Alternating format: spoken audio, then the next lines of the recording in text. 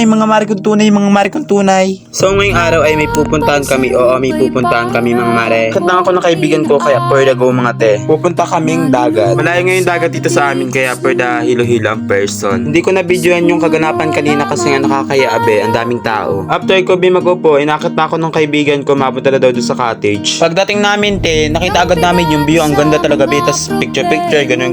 After ng malayong biyahe te, nagpahinga na kami kasi nga nakakangalay mag-upo. And tingin sa view kung gaano kaganda, tapos picture-picture, ganun, eme. Ay be, napapalaro kami ng volleyball pero wala kami dalang bola kasi yung bola ko nabutas te.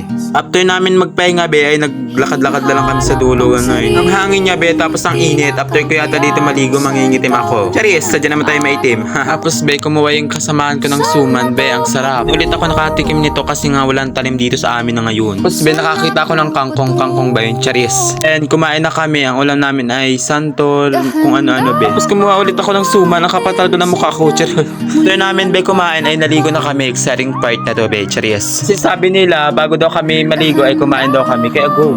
Wala na pala kami dyan maginawa, pero tawa na kami kasi nga paggabi na kasi bago dito mag-night swim. Hanggang 8 na lang kami dito be kasi nga anong oras na kami nakadating kanina hapon na tapos kinabukasan ulit kami Alam mo maliligo. be, ginagawang ilog yung dagat ng kaibigan ko kasi ang panabi ng panabis sa mukha at sakit. Sabi ko be, dito ilog, uy. Walang hiya ka be, ginawa mong anuhan yung tambakan yung cellphone ko ng buhangin.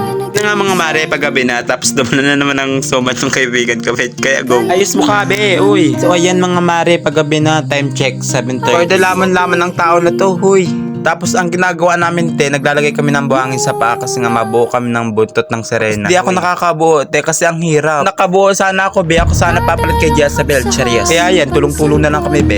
Tinatawag na kami mga mare kasi nga bawal dito magpagabi kaya mabalnaw na kami. Tapos pag-aon ko be, ang dami kong buhangin. Tapos sumakit yung ulo ko be, di ko alam kung bakit. Tapos bumili na lang ako ng gamot, shoot ang inang mahal pala. Igo pa be, deserve mo yan, oo.